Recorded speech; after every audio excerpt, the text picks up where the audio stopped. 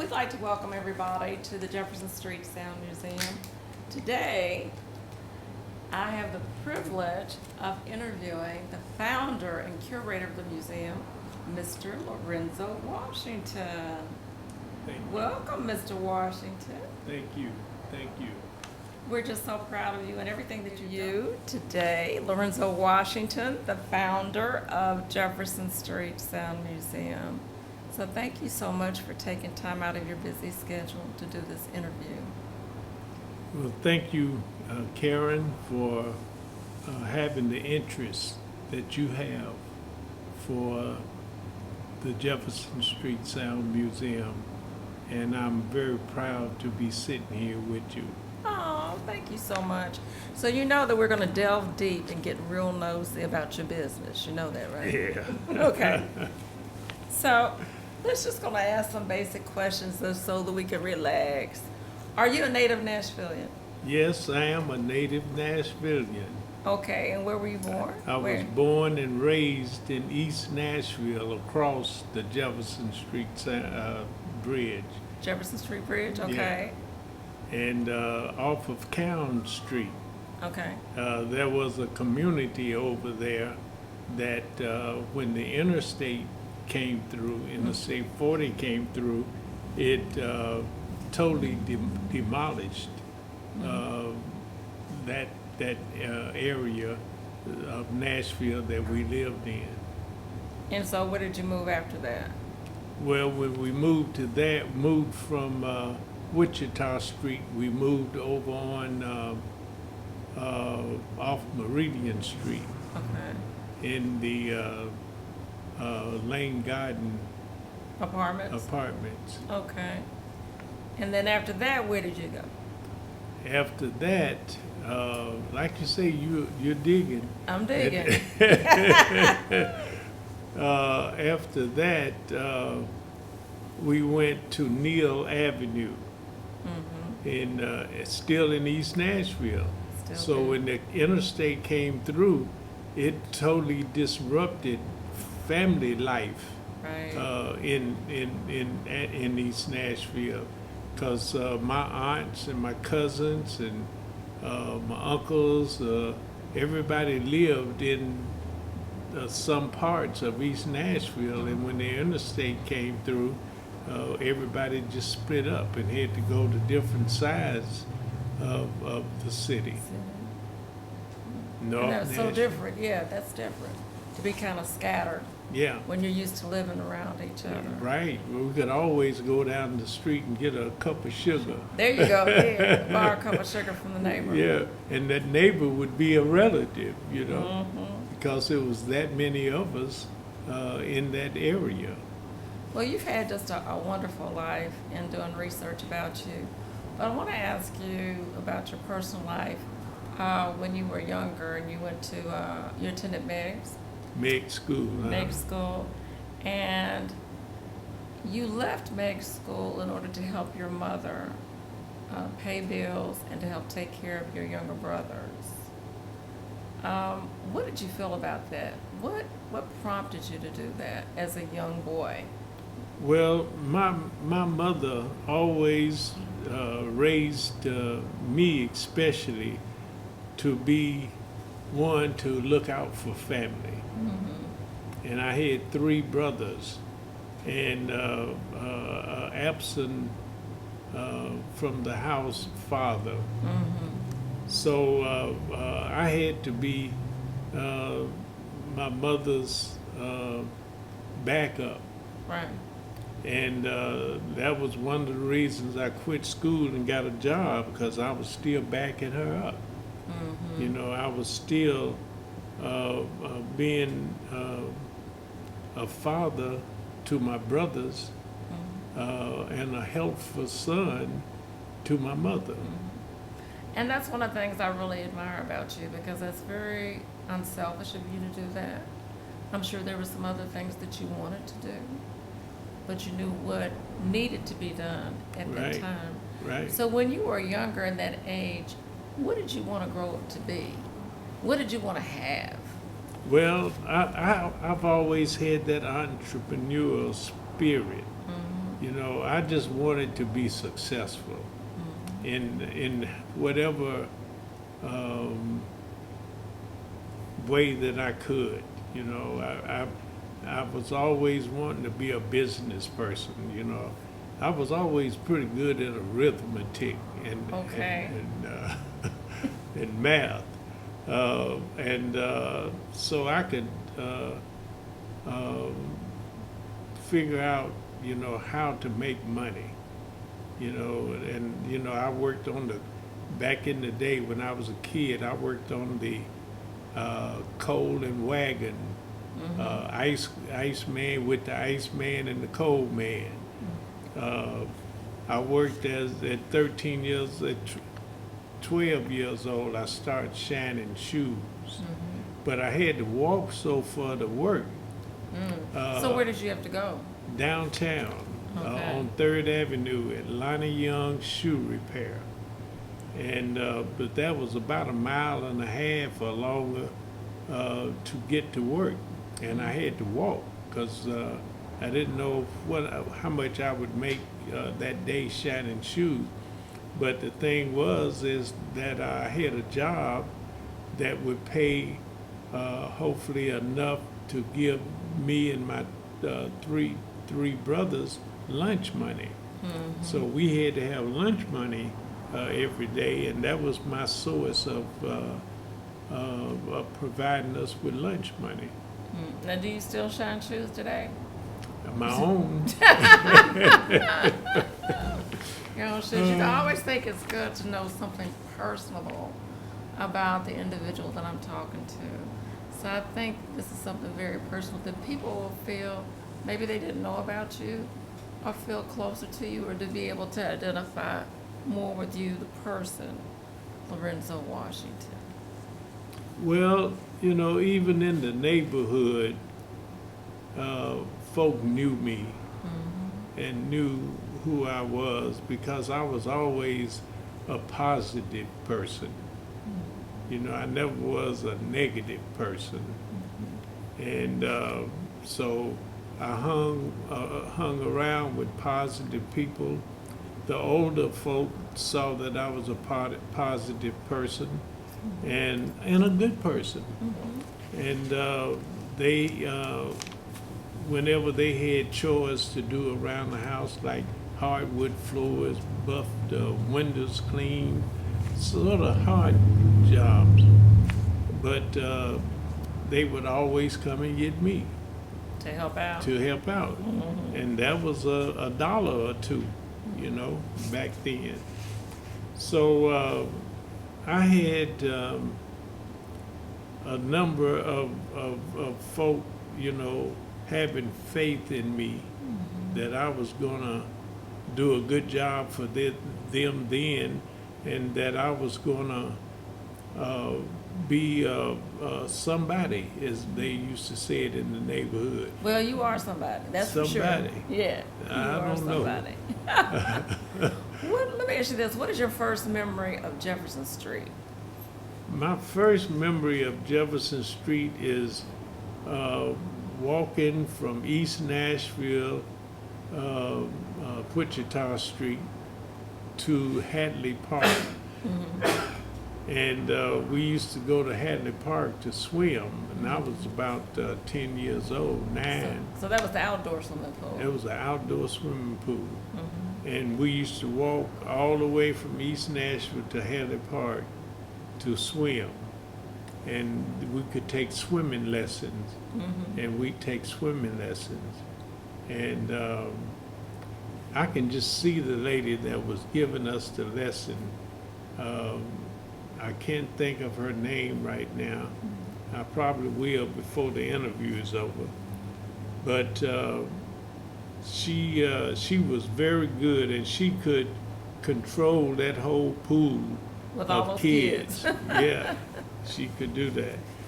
And that was my first memory of Jefferson Street, and we walking down Jefferson Street, seeing all the activity up and down Jefferson Street, the clubs open, and some of the windows raised in front of the buildings and the music coming from the buildings, the So it was real smell of busy. food. It was busy. And but one of the spots was coming by Good Jelly Jones down at 4th and Jefferson. And when you came by Good Jelly Jones, they might be roasting a whole pig out in front of Good Jelly Jones. Oh, so they were on a party. They at night they partied. Now Good Jellies was sort of like a club beer joint downstairs, and upstairs was a boarding house in Good Jelly Jones. But out front, they had this big rack, and they would roast the whole pig out there in front of Good Jelly Jones. Was that something they did every weekend or Just about every weekend. Yeah. Would they sell what? Pork sandwiches? They would sell food. Okay. Yeah, they would sell food at Good Jellies. Yeah. Now that is interesting. So, other than the clubs, what other businesses were on Jefferson Street that you remember? Well, I do remember we have stopped at the ice cream parlor that was down on the other end of Jefferson Street. It was a little restaurant like that sold ice cream cones. In this building here, at one time, it was ice cream parlor in here, but I don't remember it being in here. I don't remember because I didn't live on this side of town. Right. So I missed out on that one. But I do remember the bakery that was there at like 14th, right in that area of Jefferson, and you could pass there and smell All the baked goods. Yeah, smell that good bread and stuff that was coming out of the aroma that was coming out of the building. And you know, you'd see some folk that was a little overly intoxicated, sitting on the side of the grass, you know, when you come back, and we point at that person and say, we got to get over, because you didn't want to get too close to them. So we'd move over and not get too close to them. So they must have had a good time the night before. Yeah, and it was a hangover. Evidently. Well, you see a lot of that now with folk on the side of the street, you know, and sleep on the benches and stuff. But back then, you didn't see it too much except for down on the Good Jellies end. Yeah. Well, talk about Good Jelly and cooking the hog, the pig. What was your first business? Oh, now my first business was Lorenzo's Black and White Pig Pit Barbecue. Did you get that idea from Good Jelly Jones? No, I really got the idea from Cantrell's restaurant that was out East Nashville. Cantrell's Barbecue. Cantrell's Barbecue. And later on, Cantrell came to me and offered me a deal to go in business with him downtown. But I didn't feel like I was ready for that big of a move, and I didn't do it, which I should have. I should Now, have. did Cantrell go ahead and do it or no? No, he didn't. He didn't. He was looking for that energetic younger person like myself at that time. To help out. Yeah. But I didn't know anything about cooking barbecue when I opened up the pit. There was this old gentleman that was a true alcoholic, but he could cook some barbecue when you catch him totally The right sober. time. Yeah, catch him sober. And when you catch him sober, you bring him in, and he cooked the barbecue, and you wouldn't have to do nothing but turn it. You didn't need no barbecue sauce or anything to make it taste, because the way he would base it and how he would base it with red pepper, black pepper, and salt. And that's all he would put on this meat before he put it on the grill, and it would come off. Just You fall would off the bone. fall off the bone. You wouldn't need a fork, a knife. You would need a knife.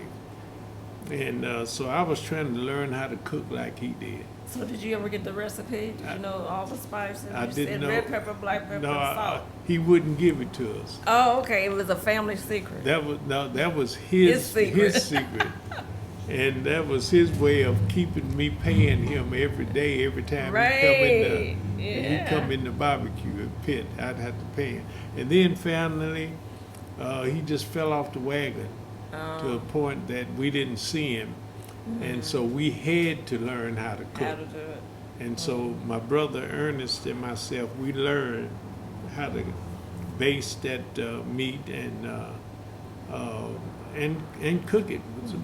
We'd be up all night, a lot of nights cooking, because it would take 6-7 hours to cook the ribs, and it would take anywhere from 12 to 15 hours to cook the shoulders. That's almost all day. Yeah, but we did it, and we were in business down there for almost 4 years. 4 years. Yeah. So you have such an entrepreneurial spirit. After the barbecue business, what was the next business that you opened? Now, after the barbecue, we a friend of mine had a little shop out there on Mormon's Arm in Buena Vista, and he had a record store in there. And so I bought him out, and I turned it into a record store and a boutique, because I sold clothes, I sold recycled jeans, and we inlaid material in the jeans and made blouses and little jackets to match the jeans. And we would go around to the different little country towns and buy old jeans, recycled jeans. So did you go to one of my favorite stores, Goodwill or Southern No, Thrift? we didn't How did you have a find these Goodwill little jeans? then. We had Salvation Army. Salvation Army, that's another favorite. That's where we went to a lot. And matter of fact, I tell you, this is a little secret. That's why I've got corns on my feet right now from wearing those 2 small shoes from the Salvation Army, just to stay popular and dress and look handsome, right? and look good. I would wear shoes that was a half size smaller, just to Get that shoe. be able to match my, my outfits. Yeah. A half size smaller. And I've got It was corns hurting, on my wasn't it? feet right now. So tell me, you had a lot of people to come by the record shop and the boutique. You have a story about Shaka Khan coming? Yeah, I do have a story about Shaka Khan. One of the guys I knew, a friend that was in the music, was a friend of Shaka Khan's and her boyfriend at the time. And so they came, because I was playing her music in the record store, and they were promoting her music. And a number of different artists and musicians came to the record store because they had heard that we had this nice sound system in the record store. Okay. And we were selling records and people were coming into the shop. So whenever some of the big artists would come to Nashville, and the DJ would call me and say, Lo, we're gonna stop by your place this evening. I've got Son with me. I'll have Son with me. I'll have Teddy Pendergrass with me. I'll have Shaka Khan with me. So I get everything ready, and so that I could take pictures and talk to them and sell them merchandise. And so I did that a number of times at the record store. But I remember this one time when Shaka Khan came in. I hired this guy that had the camera with the tripods and all of this, and so that he could take pictures of Shaka Khan as she tried on some of my merchandise. And so he had the camera there flashing and going on, and the next day I called him to see how long it would take me to get the pictures. And he was so disappointing. He said, well, I got some bad news. I said, bad news? What's the bad news? He said that the camera didn't work. I didn't get any pictures from that shoot. So evidently he didn't have no film in the camera. Oh, wow. But he wouldn't say that. After all that. He wouldn't say that. So that's why I don't have a bunch of pictures of Shaka Khan. But I do have some good memories of that evening. So now, is this how you got into the music business? Was from the record shop? How did you get into the music business? Well, I got into the music business itself by way of Jesse Boyce and Moses Dillard. I had the record store and the boutique going pretty well. I was getting quite a few sales from that record store, and Moses Dillard called me one day and said he'd like to talk to me. And I had, a relatively thriving business down there at the Soul Shack. And he had heard about me from some other folk, that I was a decent business guy. You were a good guy, right? And a good guy. Yeah. So they were looking for outlets to the neighborhood, to the community. And so I went over, had a meeting with them, and talked to them, and they said that they would like to have me as a partner over there at Dillard and Boyce Production. And I said, why me? I said, I don't play anything, I don't sing, I don't. She said, but there's a number of ways you could be a part of this organization. And this organization had been accepted by Francis Preston and BMI over there on Music Row, and they was already established on Music Row, in the Music Row community. And so I agreed, and the next thing you know, I was over there more than I was at my record store. Okay. And eventually, I closed that record store down and moved over there on McFerrin. It wasn't quite as big, and it wasn't quite as much rent. And being that I wasn't going to be there, I had my cousin Bobby running the museum for me. The record shop? I mean the record shop, I'm sorry. Running the record shop for me, and so I could be over at the record company over there, making records. And the next thing you know, I met you. Yes, you did. Over at Dillard and Boyce Production. Karen, you wrote 2 songs on an album, For Saturday Night Band. Saturday Night Band album, and I ended up co-writing one song with Moses and Jesse and Thomas Kane, and so that ended up being one big happy family over there. It really was. There were local artists and musicians. There were national artists and musicians coming through there, and there were us, core group Mm-hmm. of the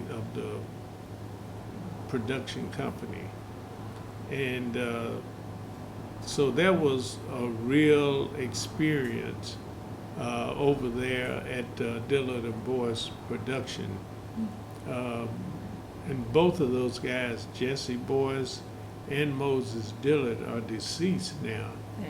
And we had a lot. I was with those guys for about 5 years, and I was with one or the other of them 6, 7 days a week, some weeks, because we were busy. We were recording over there, and Marvin Slachter out of New York with Prelude Records were backing those albums that we were doing. So the money wasn't a big problem during that little gap.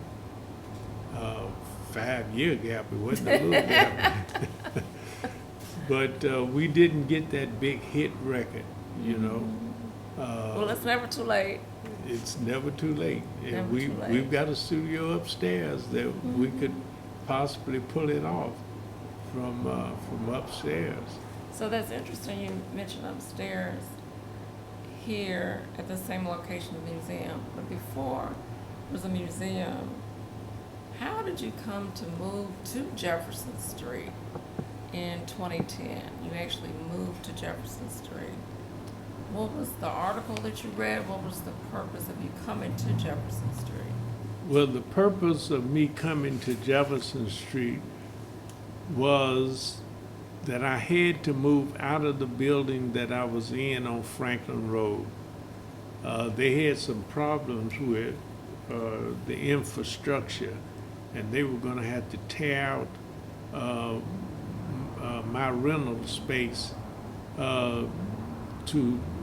for repairs.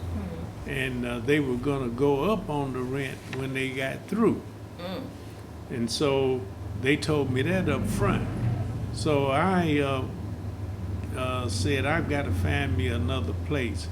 But then I had heard Jefferson Street needed revitalizing. And so I had said, well, maybe I should go to Jefferson Street and find me a place. And I saw an article in the newspaper saying the only way Jefferson Street is going to come back is that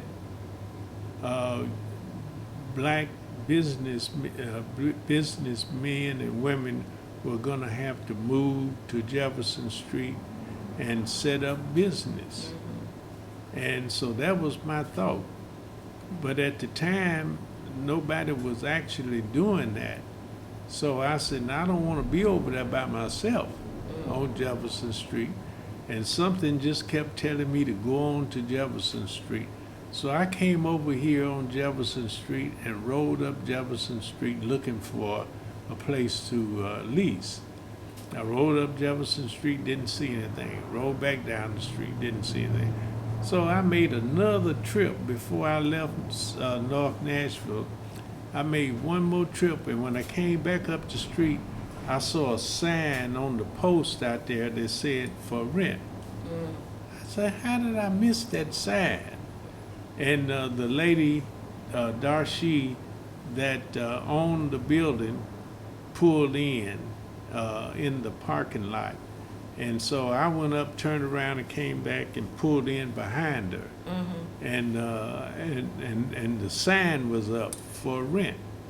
But the lady was already had an appointment with her to meet her and look at this place that we're sitting in right now. Okay. Because it was separate from the place next door. Before they opened it up? Okay. Yes. And when the lady pulled up, and she did rent this side. She rented this side of the building, and I met with Darcy, and I ended up on the spot leasing that side of the building. And the lady that rented the beauty shop over here, she wasn't here but about 4 months. And then I took over this side too. So then I would have the whole building. The whole building. And I've got the whole building still right today. And so right after that, I wasn't going to put a museum in here. That was the furthest thing from my mind. How'd you know that's my next question? How were you persuaded to start a museum? Well, I was persuaded by one of the most persuasive women that I know, that I knew, Marion James. She was very persuasive. And she came to me and said, Lorenzo, we got to do something about our legacy, because nobody's talking about us. We're not getting gigs anymore. So we got to do something about our legacy. And I haven't really talked about or thrown that word around, legacy, you know. I don't know about what I'm going to do as far as my legacy is concerned. Had never even thought of it. And so, but she was concerned about their legacy, and their legacy being forgotten and not remembered. So now Marion James is known as Nashville's Queen of the Blues. So at one point she was very well known on Jefferson Street, performing in the clubs on the Chitlin Circuit. And then years passed, and so was this fear of not being remembered. Right, and at that point, she came to me and said, I don't know what we're going to do, but we got to do something, and we got to do it fast because we all dying. I said, wow. You know, and since then, that whole group has passed. That used to come here and rehearse. I let them come here and rehearse and jam in the rehearsal hall and hang out. And all of a sudden, Marion started bringing little memorabilia, you know, pictures mostly. Later on, she gave me some shoes to, you know, so after about a year, I had enough stuff to go on and start displaying, you know. And I did that. I started displaying this merchandise, and when folk would come to the rehearsal hall, we'd sit around and over here at my apartment and talk and kind of hang out and talk about the artists, the Marion James and the Herbert Hunters and the Jimmy Churches and the Frank Howards, and you know, all of those guys was a part of the Chitlin Circuit, really. Right. They were a part of Night Train, you know, and so we talk about these guys, and the next thing you know, I done moved the furniture out of the front room of my house. And we're talking more about the history of Jefferson Street. And starting the museum, because it's really fascinating when you walk in the museum, you see so many pictures.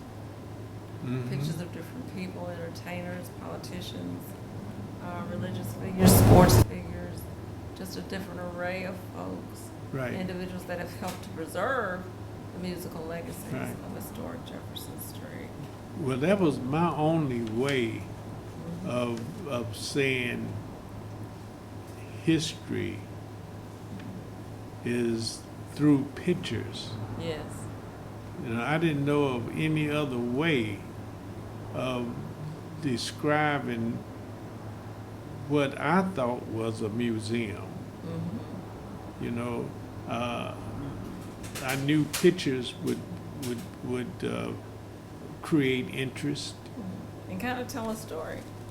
Yeah, yeah, and the pictures do tell stories. Well, what I thought was interesting, being the fact that the museum is located in the Civil Rights District here in Nashville, is the picture that you have in the footprints room of a young Diane Nash, and then a picture 50 years later of Diane Nash marching down Jefferson Street again with you.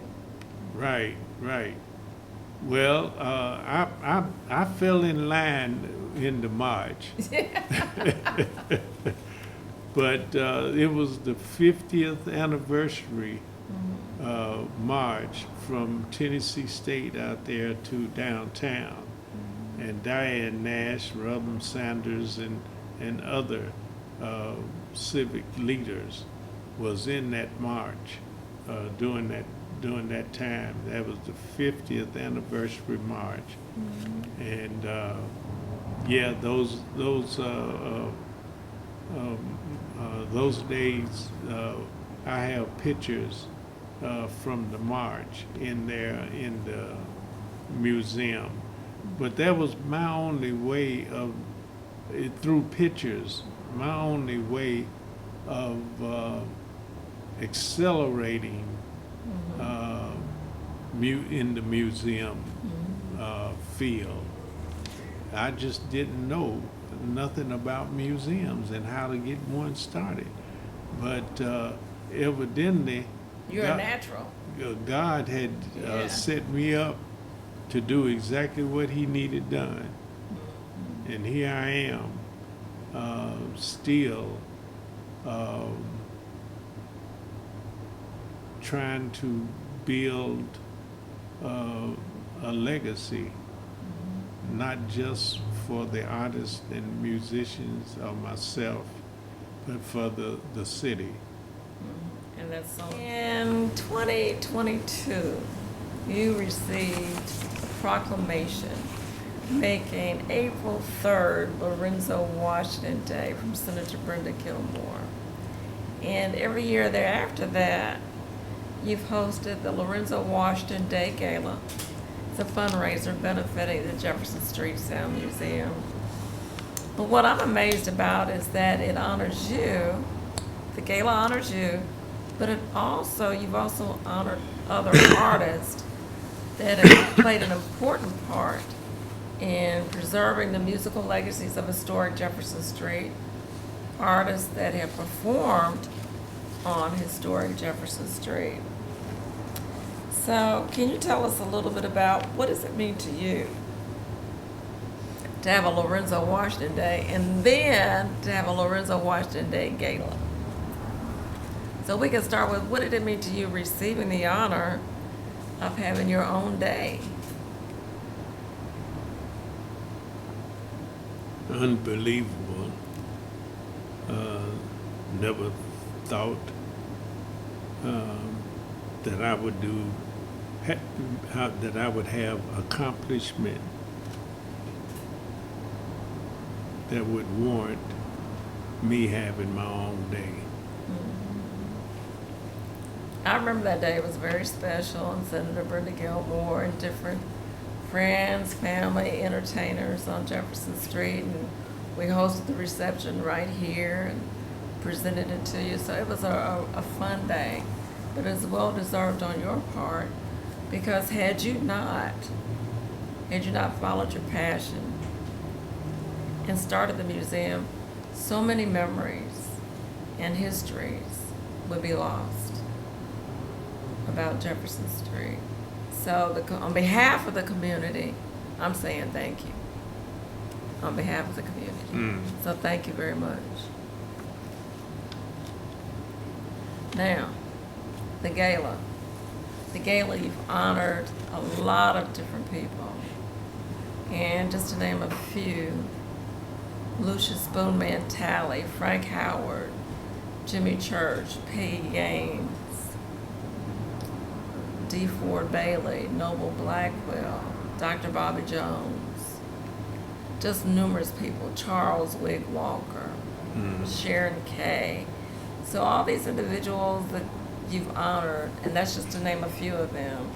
What does it mean to you as the founder of the museum, to honor these individuals?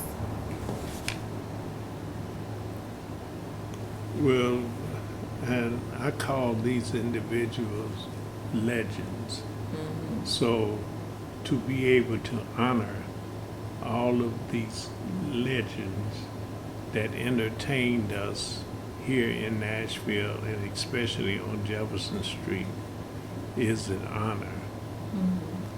And I put them before putting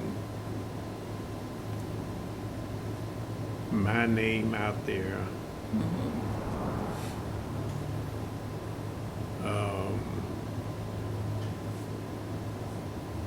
So just to make sure that you're pushing them, even though your name is on the gala, you're pushing other artists that have made an impact on Jefferson Street. So that just lets you know how humble you are. I'll let you know how humble you are. So we got a few more questions.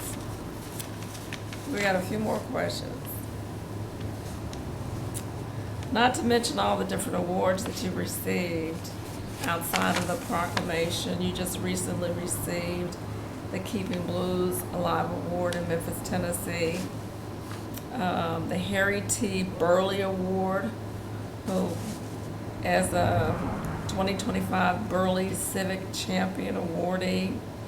You received an Honorable Life Award from Belmont Global Honors Program. So my question to you is, what do these honors mean to you? Now these honors mean that we have become innovators for the community. That's a good way to put it. So innovators for the community. And we acknowledge all of these great entertainers and all of the awards that we received because we are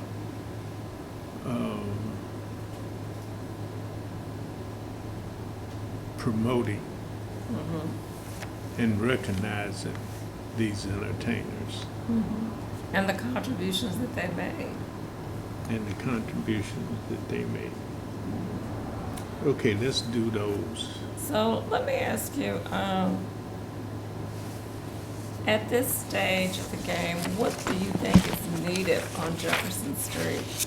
Let's say maybe as far as other businesses, restaurants, a supper club, housing. What do you feel is needed on Jefferson Street? Well, as you say, you put more housing in a community, the businesses will come automatically, and so we need more businesses to come to Jefferson Street, different kinds of businesses. We need clothing stores. We need insurance company offices. We need ice cream parlors. A grocery store. We need a grocery store. So I think if we put those kinds of businesses up on Jefferson Street, the rest will appear. Will come. It'll come. But we got to get started with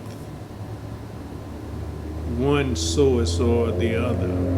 And the source that I see now, if we had a really nice dinner club over here on Jefferson, that it would pull people in from all around the city.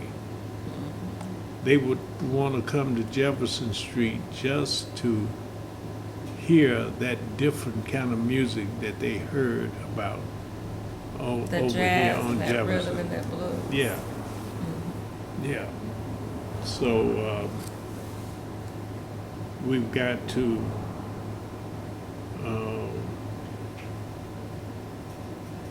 we've got to encourage more housing. Mm-hmm. We've got to encourage better street lighting on the street. So the beautification of Jefferson Street, yeah. So this was something special at this year's past gala on April 3rd. You were informed by the Tennessee Department of Tourism and Development that the Jefferson Street Sound Museum was being nominated to be included on the U.S. Civil Rights Trail. What does that mean to you? Now, it's an honor just to talk about the Civil Rights Trail, Mm-hmm. you know, because folk lost their lives on the Civil Rights Trail. Folk build their communities Mm-hmm. behind the Civil Rights Trail.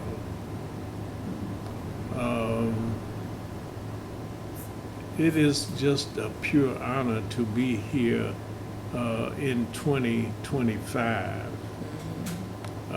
discussing civil rights. Well, you know, and it gives you an opportunity to show other people that haven't put their footprints on Jefferson Street and in the Jefferson Street Sound Museum why this museum is so important Mm-hmm. to the community, to Nashville, to the nation, and to the world, because it is a very important piece of history. Now, I just have a couple other questions. At the age of 82, what is the next chapter of your life? How do you see yourself in the next year? In the next year, hopefully I've been blessed with being here on this earth for another year. Hopefully we would have come up with some kind of a deal for the museum or with the museum that we have found some money to rebuild, to take this museum to the next level.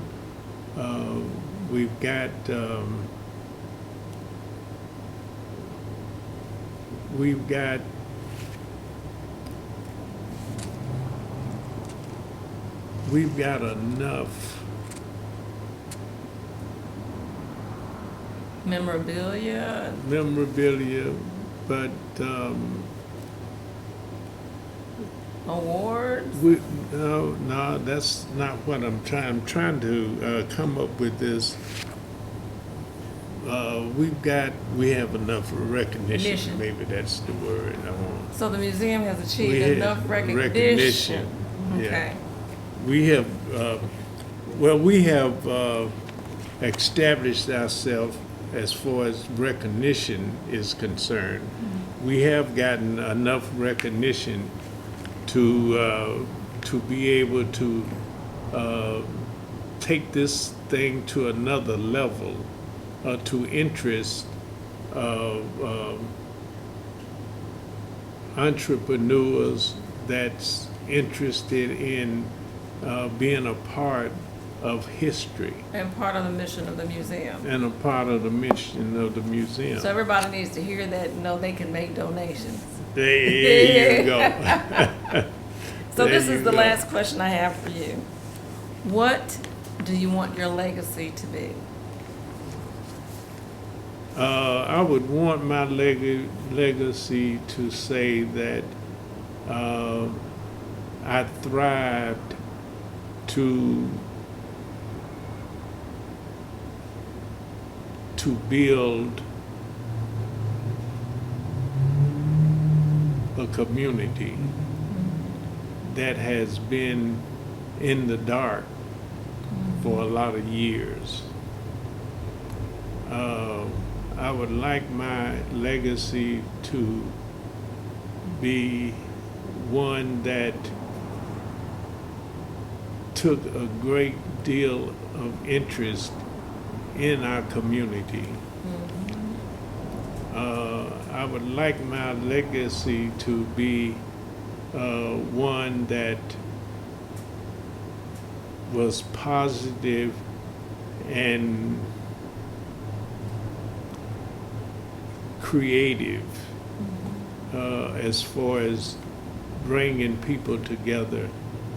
So it seems like the museum has done that quite a bit with the different programs, as far as bringing people together for tours, bringing the children together with the program Color plus Kool-Aid plus Cool Kids equals fun, and educating them about the museum.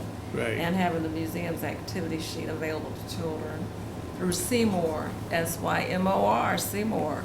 Start your month off right, and that's having live music back on historic Jefferson Street. And you do that the first Monday of every month, and that's Right. also an open mic. And then, of course, where we are right now, you have the Legacy Series, and that Legacy Series is interviewing those individuals that have made an impact on historic Jefferson Street, preserving the musical legacies. Yeah. Then, of course, you have OneNote. OneNote is if you bring the lyrics, we write the melody. So that gives an opportunity for those individuals that want to have a song written, aspiring songwriters, to go ahead and participate in that program here at the museum. So the museum has done quite a bit as far as bringing the community together. So our hats, you're wearing a hat, I'm not today, but our hats are off to you, Mr. Washington, for you taking the initiative, passion and desire to go ahead and create this wonderful museum, Jefferson Street Sound Museum. Thank you. And it hadn't been much of a challenge. You know, the blessings that we've been blessed with has caused this to be interesting, fun, loving journey. And that's good. Yeah. That's good. Thank you. Thank you for spending time with us. And thank you for sharing with everyone here, and then for everyone in the future that will see this tape. Thank you.